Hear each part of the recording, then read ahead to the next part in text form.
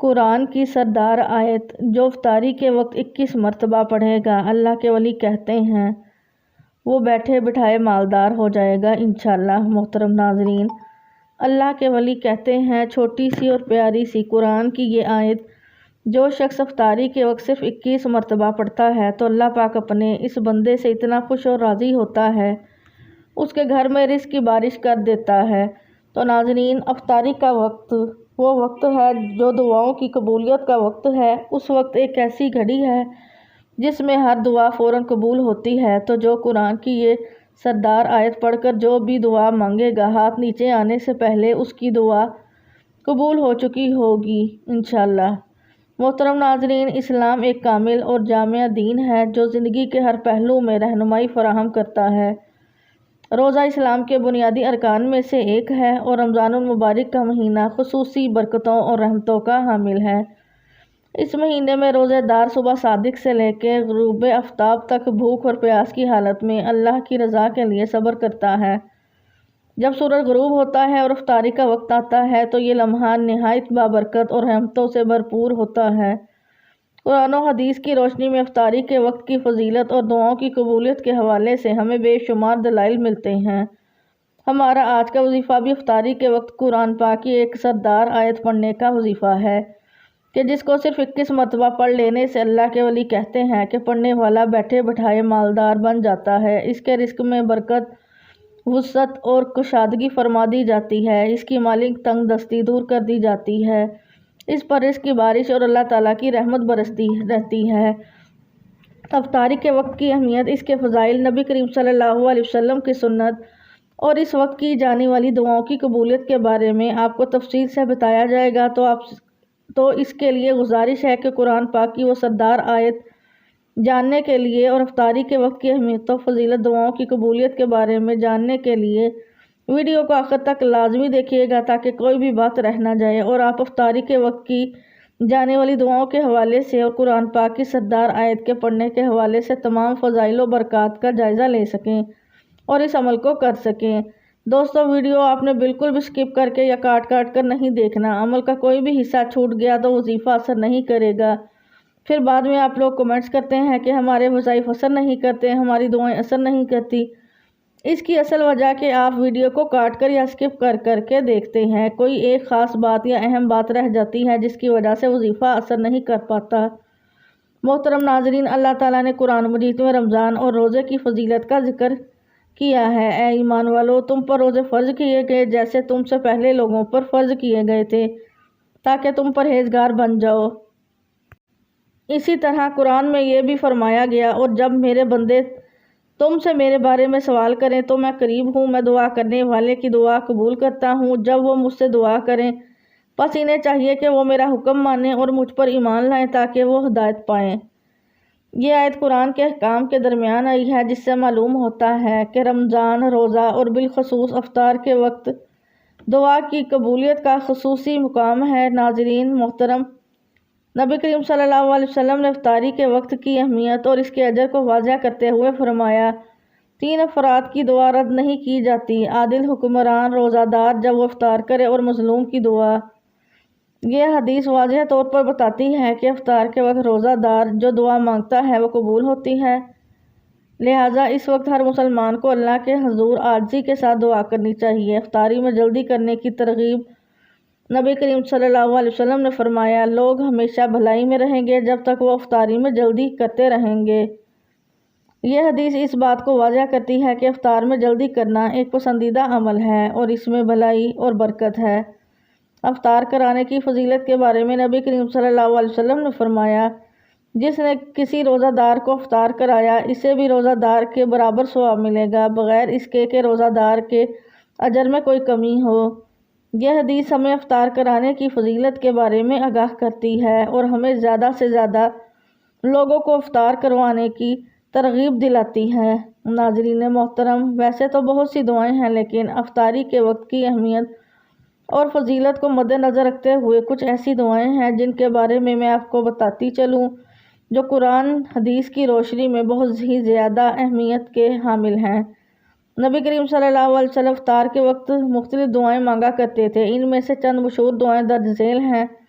پیاس بجھنے اور اجر کی دعا۔ نبی کریم صلی اللہ علیہ وسلم جب افطار کرتے تو یہ دعا پڑھتے: پیاس بجھ گئی، رگیں تر ہو گئی، اور اگر اللہ نے چاہا تو اجر ثابت ہوگا۔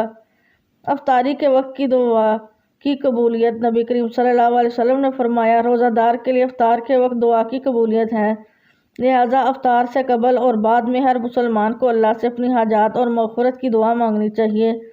نبی اکرم صلی اللہ علیہ وسلم نے فرمایا کہ یہود و انصار اپنی عبادات میں تاخیر کرتے تھے، جبکہ امت مسلمہ کو افطاری میں جلدی کرنے کا حکم دیا گیا۔ یہ عمل ہمیں سنت کے قریب کرتا ہے اور اللہ کی رضا حاصل کرنے کا ذریعہ بنتا ہے۔ کھجور یا پانی سے افطار کرنا۔ نبی کریم صلی اللہ علیہ وسلم کی سنت یہ تھی کہ وہ افطار کھجور سے کرتے تھے، اور اگر کھجور نہ ملتی تو پانی سے افطار فرماتے۔ نبی کریم صلی اللہ علیہ وسلم تازہ کھجوروں سے روزہ افطار فرماتے۔ اگر تازہ کھجور نہ ہوتی تو خشک کھجور سے، اور اگر وہ بھی نہ ہوتی تو پانی کے چند گھونٹ پی لیتے۔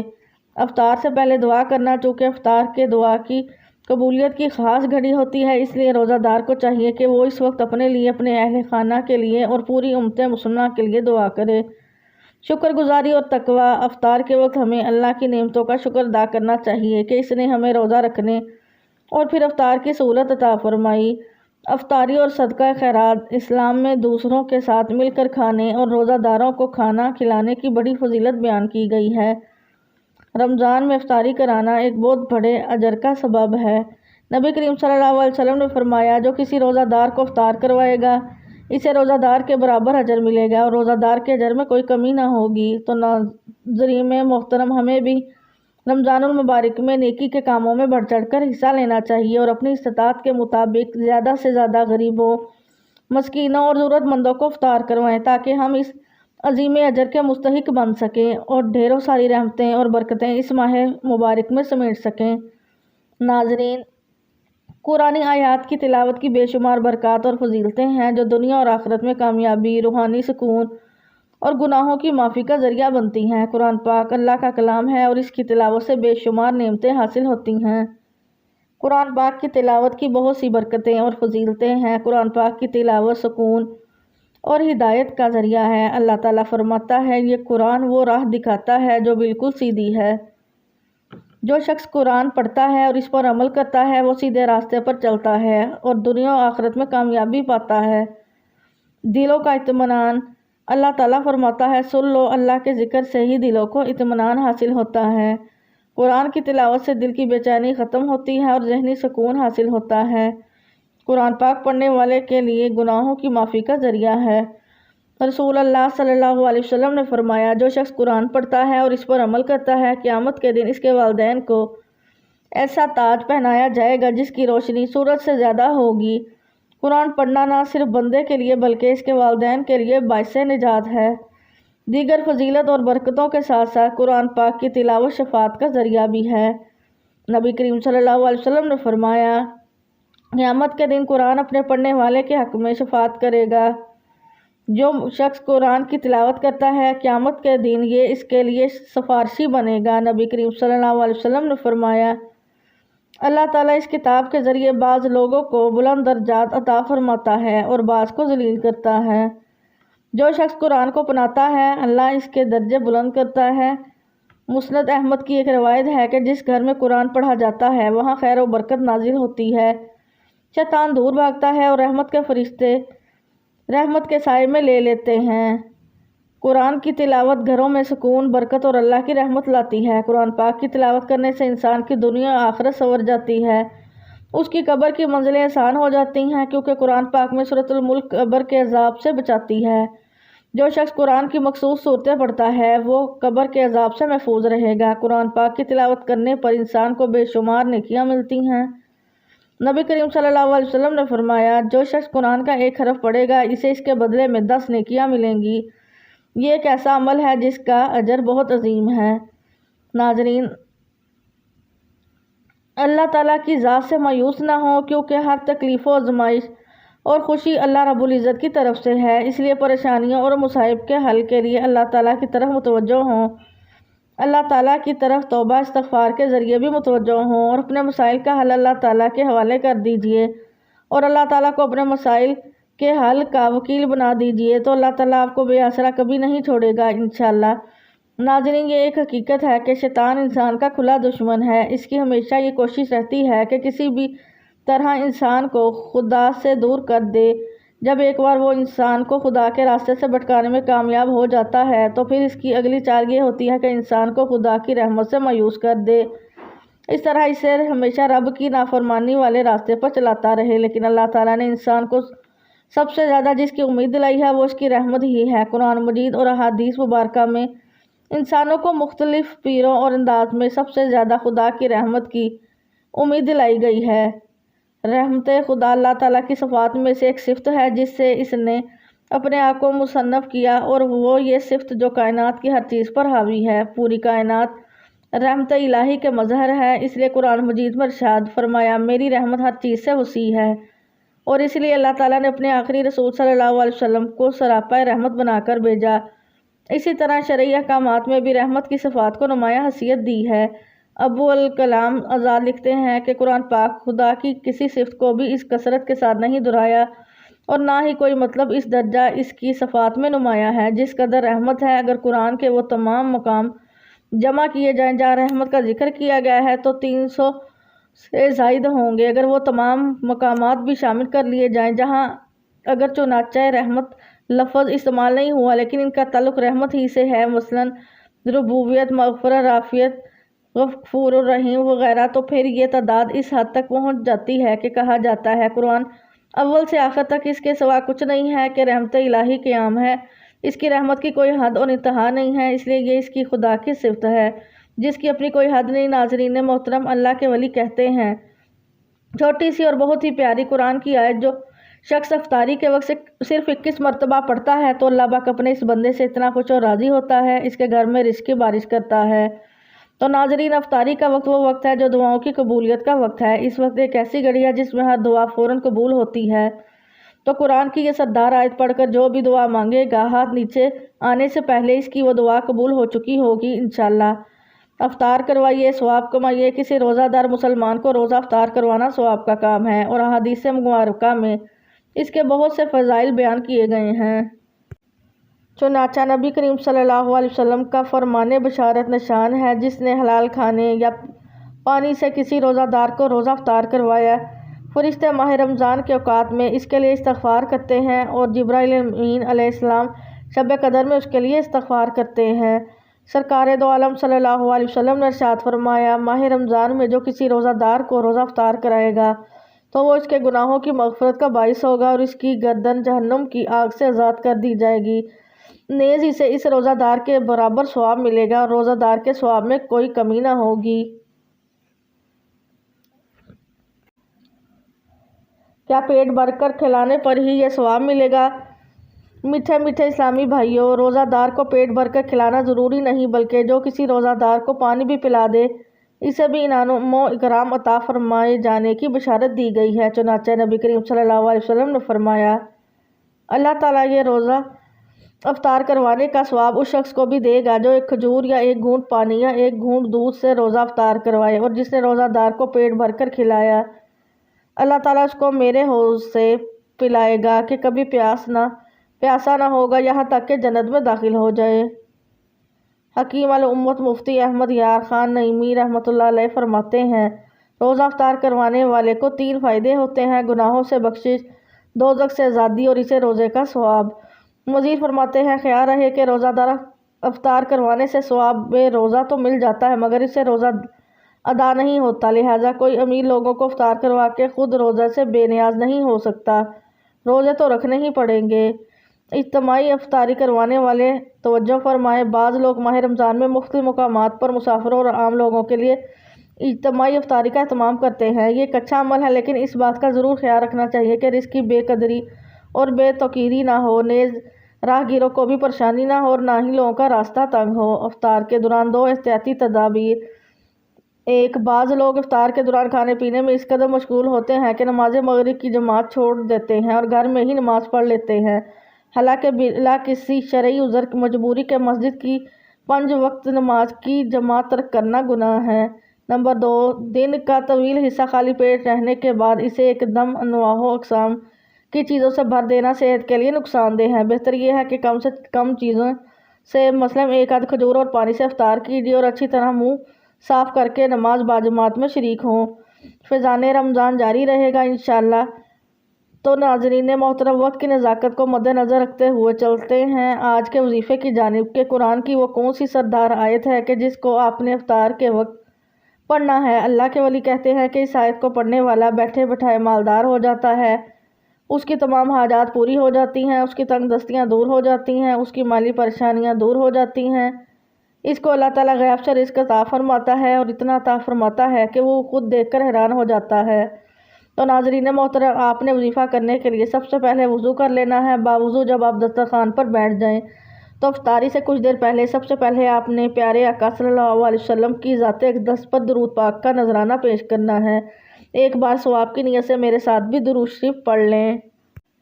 اللہم صلی علی سیدنا محمد وعلی آل محمد کما بارکت علی ابراہیم وعلی آل ابراہیم انک حمید مجید۔ اللہم بارک علی محمد وعلی آل محمد کما بارکت علی ابراہیم وعلی آل ابراہیم انک حمید مجید۔ درود پاک پڑھنے کے بعد جو آپ نے 21 مرتبہ آیت پڑھنی ہے وہ سورۃ البقرہ کی آیت ہے۔ اس آیت کو آیت الکرسی بھی کہتے ہیں، جس کی بہت زیادہ فضیلت اور اہمیت ہے۔ آیت الکرسی کی فضیلت کے بارے میں سبھی جانتے ہیں۔ آیت الکرسی جو قرآن کریم کی تمام آیات کی عظیم آیت ہے اور جس کی فضیلت صحیح حدیث سے ثابت ہے، یہ اللہ تعالیٰ کی صفت جلال، اس کی عالی شان اور اس کی قدر و عظمت پر منی نہایت جامع آیت ہے۔ آیت الکرسی بہت بڑی عظمت اور رفعت والی آیت ہے اور اس بلندی اور برتری کا سبب اس میں بیان کردہ باتیں ہیں۔ یہ رب العالمین کی توحید، ان کی کبریائی بڑائی صفات پر مشتمل ہے۔ قرآن کریم کی ہر آیت اعلیٰ مرتبہ اور عظیم القدر ہے، لیکن ان میں سے عظیم ترین آیت آیت الکرسی ہے، جس کو حضرت محمد صلی اللہ علیہ وسلم نے بطور وظیفہ کثرت کے ساتھ تلاوت کیا ہے اور صحابہ کرام اور امت مسلمہ کو تلاوت کی بار بار تاکید فرمائی ہے۔ مثلاً 5 نمازوں کے بعد رات کو سوتے وقت اپنی مادی چیزوں کو جنوں ان سے محفوظ رکھنے کے لیے خصوصی اور تلاوت کی تعلیم فرمائی۔ اس لیے ہر مسلمان کو چاہیے کہ اس کو بطور وظیفہ اپنانے کی مقدر بھر کوشش کرے اور اس آیت کے فیض و برکات کو سمیٹنے کا اہتمام کرے۔ اور نبی کریم صلی اللہ علیہ وسلم کی متعدد احادیث سے ثابت ہے کہ یہ آیت الکرسی قرآن کریم کی عظیم ترین آیت ہے، اس لیے اس میں ذات باری تعالیٰ کی توحید، اس کی عظمت اور اس کی صفات کا بیان ہے۔ تو ناظرین محترم، آپ نے 21 مرتبہ آیت الکرسی پڑھنی ہے۔ جو میرے بہن بھائی پڑھنا نہیں جانتے، ان کو میں ایک بار پڑھ کر سناتی ہوں۔ آپ نے ویڈیو کے دوران مجھے سماعت کرتے ہوئے اسی طرح پڑھ لینا ہے اور اس کو صرف 21 مرتبہ افطاری کے وقت پڑھنا ہے۔ اللہ لا الہ الا هو الحی القیوم لا تأخذہ سنۃ ولا نوم لہ ما فی السماوات وما فی الارض من ذا الذی یشفع عندہ الا بإذنہ یعلم ما بین ایدیہم وما خلفہم ولا یحیطون بشیء من علمہ الا بما شاء وسع کرسیہ السماوات والارض ولا یعودہ حفظہما وہو العلی العظیم۔ اللہ وہ ہے جس کے سوا کوئی معبود نہیں، وہی زندہ اور سب کا نگہبان ہے، اسے نہ اونگ آتی ہے اور نہ نیند۔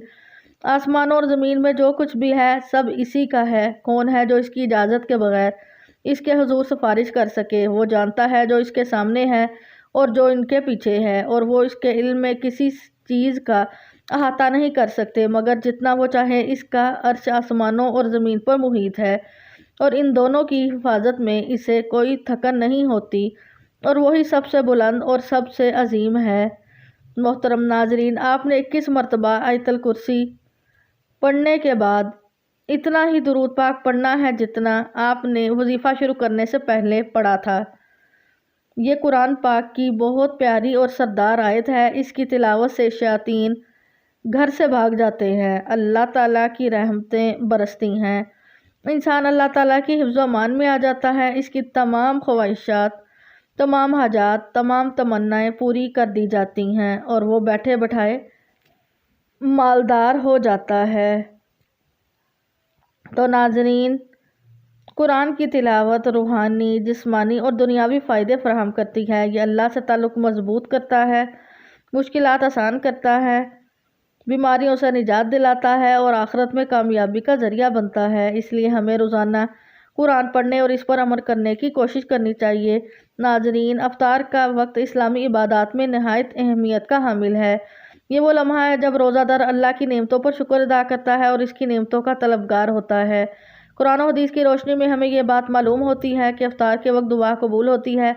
افطاری میں جلدی کرنا سنت ہے اور روزہ دار کو کھجور یا پانی سے افطار کرنا چاہیے۔ اسی طرح افطار کرانے کی فضیلت بھی احادیث سے ثابت ہے اور ہمیں اس نیک عمل میں بڑھ چڑھ کر حصہ لینا چاہیے۔